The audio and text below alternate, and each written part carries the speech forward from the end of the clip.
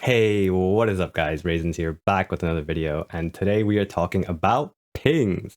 I've been doing a lot of coaching sessions recently, and something that keeps coming up in the coaching sessions is people not really utilizing pings that effectively. They're a very powerful tool, and whenever I watch back my own games and contrast that with my coaching sessions, I often notice that there's so many more pings in my higher elo games and in Grandmaster Challenger games. And what that usually leads to is people understanding, just knowing more about, the enemy summoners, enemy positions, who's where, what my jungler wants to do, all these kind of things. And it makes the games a lot more smooth and predictable from my team's perspective, from my end. So I was thinking, why not just make a quick video, help you guys out, explain some things that you guys can do to improve your pinging. And if you like this video, remember to leave a like, comment. It would really help if you could subscribe. And I stream every night on Twitch, so you can check that out, 8 p.m. UK time. Anyway, let's get into it. So the first point I have to make is we don't have voice chat in League of Legends. Now, I know that's obvious, but it is a really big deal, especially in a competitive game like League, where you have teammates which you need to work together with. So the only reliable method of communicating in game is pings. And some people might go, yo, wait, why don't you just type to them? Why don't you just chat? Well, if you've tried to type in the middle of a hectic, tense situation, chances are you've probably messed up the message or not gotten your point across very effectively. And then on top of that, if you add in the fact that people don't generally read chat, or some might have chat disabled, generally it's just not a reliable way of communicating. And people can misinterpret chat messages as passive aggressive. It's a lot easier to just use pings in a nice, non-toxic way to get your point across. And what I actually learned from watching my games versus watching even players in Diamond, for example, is that higher elo players tend to learn as like a secret language. They have this kind of language with pings, which they use, and they use to communicate their intent so that everybody on the map knows. So I'm going to go over a couple of things that higher elo players do. I have a couple of examples here for you from my streams, and hopefully we can see exactly what the differences are. So in this example, I am using my pings coming out of base. As you can see here, I am Thresh, I'm walking out of base, I spot Diana, and I can see her moving to top. I start pinging, I ping twice, and I say I'm on my way. Vladimir now knows that he has backup and he has support, and I actually want to pause it right here. And if he didn't respond or didn't show me that he noticed the pings via his movement, because he started to move towards my pings, or at least he changed the way he was moving, which made me think that he noticed. That's, I guess, a subconscious thing that I've started to do ever since I've spam pinged on my way for 500 games. But if he didn't, I probably would have thrown a couple extra pings in just to make sure that he knows, make sure that he actually looks at his minimap. But anyway, I ping on my way, and I'm waiting for Diana. I'm just looking for a pick here, just looking for a play, because I know that Diana wants to gank Vladimir. He's very low HP, and she was pathing top. I see her on Crab. I'd ping on my way twice, 3 times I ping on my way, and my Morgana changes her pathing. So I'm just going to quickly go back real quick, and so Morgana pings on her way to Wraiths. Now I'm looking at, I see Diana on Scuttle, and I'm actually looking at Morgana. I'm thinking, I really don't want her to go to Wraiths right now. So I'm pinging on my way as much as I possibly can. And this is, again, something I just don't see in lower elo. They ping maybe once, maybe they'll ping, and it's usually the toxic people who are pinging too much. And, that's a problem in and of itself. I can make another video about that. But I ping 3 times, and Morgana changes her pathing immediately because she notices. Now, this isn't even that low elo, this is diamond elo, but I've noticed many times in diamond elo, people do not respond to 1 or 2 pings. They respond like 2, 3 pings. You have to ping them multiple times before they actually register what you're trying to do. In higher elo, it's less of a problem, but people actually even then use more pings. So now I'm pinging on my way, so I want Morgana to help push the wave. Vladimir actually doesn't want me to push, but I really needed the stacks. And now he says on his way, which is a very confusing ping. So in some ways, this was very weird for me. He didn't want me to push the wave, but then he pinged on his way, which generally means push the wave.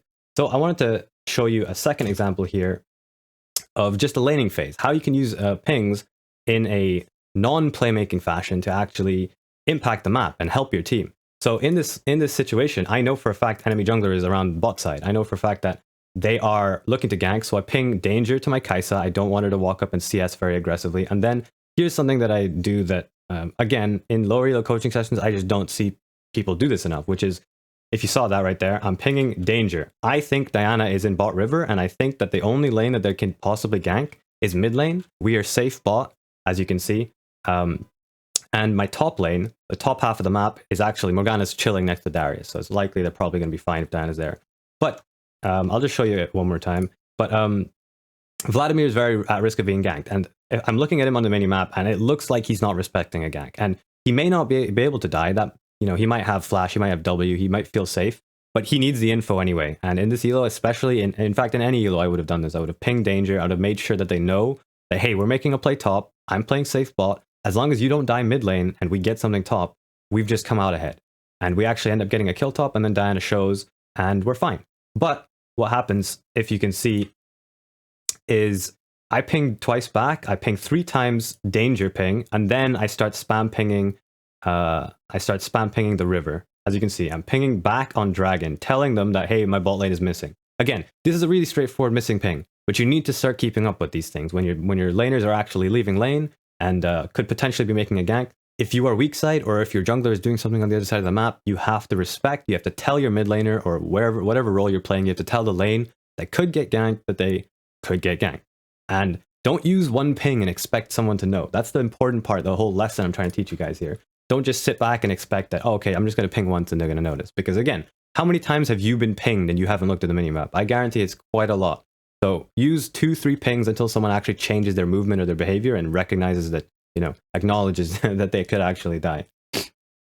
And what I want to stress here is, if you aren't looking at the minimap enough, pings are not going to be as effective. You won't notice the things I'm noticing if you aren't looking at the minimap. So step 1 to getting better at this is not just to spam ping. It is to look at the minimap first and try and figure out where you should be pinging. So I wanted to stress something which a couple of my students have actually brought up, which is, if I spam ping, people generally get tilted. And hey, they just, you know, they mute me, and then I can't ping them anymore. Like, I can't help them with info anymore, and they get ganked a lot. So what do you do about that? And my answer is maybe an unsatisfying one, but it's literally this simple. It is just mute them and move on with your life. Just if you're trying to win the game and you're not being incredibly toxic and you're not being really you know, arrogant or passive aggressive with your pings, overly spam pinging someone, then you're doing the correct thing. You don't need to change your behavior because someone else won't change theirs. You should, as long as your behavior is acceptable, you should keep trying to win the game, keep using pings in moderation, but make sure that your pings are actually effective and good info. And sometimes you will ping danger when there isn't no danger because you had wrong info, and that's fine. That's totally acceptable. Just learn from it and change your pings in the next game. But I never ever recommend just not pinging at all. And then the next part of pinging I wanted to talk about, while I'm just brainstorming these really important things that I think players need to know, is intent. Pinging your intent. Now, this is obvious. This was pretty much what I was showing you in these 2 examples. I was pinging my intent to do something, or the enemy's intent. But what needs to happen more is it needs to happen from base. Now, generally speaking, this means you base, and when you're in base, you're walking to somewhere. And this, for laners, maybe AD carries, tops, mids, you can get away with not pinging at all. But junglers and supports, it's such a free setup for a gank if you just ping where exactly you want to go after you do something. In fact, a lot of junglers can just ping their camps. They'll go, I'm going to go Krugs, red, Raptors, mid. They can ping, ping, ping, ping. You don't even have to type. That's very obvious. And then you can, the last ping you can just use on your way. So pinging intent. As you can see, I'm coming out of base and I'm spam pinging top here. I'm saying I'm going to cover you on top side of the map. I'm telling him so that he can prepare, and, you know, maybe he doesn't want to then risk stepping up for this wave. He'll wait for me. All this kind of stuff really matters in the long run. And then another thing I wrote down here is stopping bad plays. Now, that was the second example I used, which was basically just don't let your team make crappy plays if you have the info that could stop the play. So generally what this means is, don't sit back and just expect your team to know all the info on the map. Don't assume. If you assume that your team is just going to chill and do nothing, generally speaking, they're going to do something crazy and some crazy fight's going to break out. Especially in lower levels, there's like 24/7 fighting. It's not very good. You can avoid a lot of bad situations if your jungle's ganking top by just telling your team, hey, chill out, stop doing something crazy in mid lane. So yeah, stop bad plays with pings. And then this goes back to every single coaching session I've ever had. If you've ever been one of my students, you'll know I say this. Make a good play with pings. Force a good play before your enemy team can, your team can make a bad play and let the enemies do something. So that ties into pings, actually telling your team what you want to do so they can set up around you and rally around a better play, I guess you could say. And This is a big one. Now, this one, I'm going to spend a little bit of time explaining why it's so important, but pinging summoner spell. The amount of times in coaching sessions I have seen people who just have no clue whether someone has flash, whether someone has ignite, whether someone has exhaust, when they're about to gank a lane. For example, you just lost a bot 2v2, okay? Your jungler is just finished clearing Scuttle Crab, and then they look, oh, enemy bot lane is really low HP, let's go try and kill them. But the enemy jungle, your jungle doesn't know what summoners they have. They have no idea. They don't know whether the enemy bot has flashes, they don't know whether the enemy bot has exhaust or ignite. So they go in, and then the enemy AD carry flashes away from their important skill shot, dodges Lee Sin Q with flash, and they're like, oh wow, they didn't even use flash to kill you. Now you might say, hey, that's his fault, he didn't think about them having flash. But in reality, if you want to climb in League of Legends, you should make it your fault, make it your responsibility to tell the Lee Sin that they have flashes, okay? Now, usually pinging summoner spells just before a gank, the general consensus in League is that it means it's down. So if I'm spam pinging a flash before I'm going for a gank, it means, hey, this guy has no flash. That's pretty much what everyone uses that ping for. So the way you actually say it's up is you actually have to use chat. That's one that we don't have a ping for. We don't have a ping for this guy's flash is up, right? So what you could do is you could just danger ping if you don't think that they could actually outplay the flash. That's a good example of stopping a bad play. But just keep in mind that when you're going for a gank or when you're doing something, pinging sums will help whoever is about to fight have more information on how they play the fight. If a Diana has full combo, but the enemy has flash to dodge it, she doesn't really have full combo. She just has, a 50/50 chance of landing her combo on the person if they're half asleep. So you need to tell the Diana, hey, this AD carry is flash. You need to play around it. Don't blow your R instantly. They'll flash away or something like that. And then another thing about it is simply timers. If you don't ever put the flash timer in chat and you don't time summoners using, the timing summoners method where you copy paste the chat, if you don't do that, you will never know when flash is up, and you will never be able to punish if, you have flash, they don't. You have flash advantage. It's not a very perfect way of solving the flash. The ideal situation is just to never forget when people have flashes. But obviously that's, it's solo queue and people sometimes autopilot. So an easy forget it, leave it for later method is just to throw your pings down on the summoners when they happen. And the next time you're thinking of making a big play, or maybe you're walking at a base, so you're walking bot lane and you're like, my AD carry just bought Noon Quiver. We're pretty strong. Can we kill them? I can double check the chat. I can press Z or Z and I can scroll up and be like, okay, so they flashed 2 minutes ago. So we've got 3 minutes of laning where they have no flash. That just doesn't happen in lower levels. People do not put the summoners in chat. And in fact, if you start doing that as a support, I can create so many good plays in low elo just by putting summoners in chat. I will make a play, I will spam the summoner, I'll put it 3 times in chat, I'll go click, click, click on the enemy flash, mid lane flash, because I just blew it. And then my jungler will most likely know, he'll be like, okay, Diana, no flash. And then we can punish, we can, re-gank. And then when I re-gank, I'm not ignoring the fact that I need to remind them. I will triple ping that flash. I'll triple ping the flash, and then I'll say on my way. And my jungler will be like, oh, okay, so yeah, Diana, no flash again. Yeah, remember. And then the play goes a lot smoother because I've given my teammates as much info as possible. And then one of the last points I wrote down, and this one is a lifesaver, really simple. And honestly, if you just get into the habit of pinging summoners, this one will come naturally. And that is just ping items.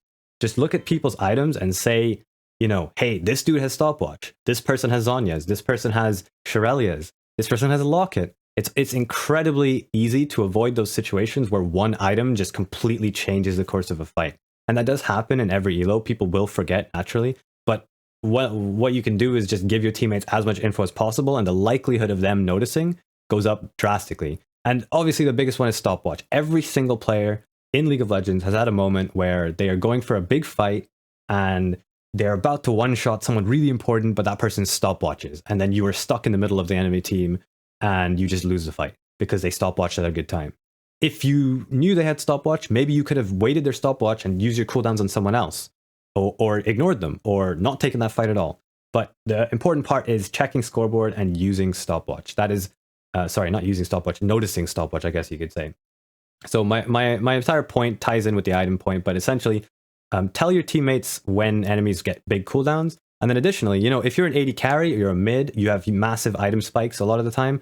Tell your team when you are having a massive item spike. If you have Infinity Edge on base and you're coming out of base, tell your team that you have Infinity Edge. Tell your team, hey, this is the perfect time to fight. If you're Vladimir, who has just finished like Cosmic Drive or whatever it is you want to team fight on, tell them, tell your team. And it'll be a very, very powerful tool to help your jungler or your support or whoever's engaging for you decide when to pull the trigger. And they will make less random engages and more engages which focus around, actual item spikes, actual power spikes. Anyway, I hope that was useful. I hope I gave you guys some useful tips about pinging. If you like these kind of videos where I just talk about some thoughts that could help you climb, leave a like, leave a comment. It would help me a lot if you guys could subscribe. And I stream every night, as always, on Twitch. So feel free to come out, hang out. You can redeem VOD reviews if you watch me enough and say hi. So appreciate it. Thank you very much. And I'll see you guys in the next video.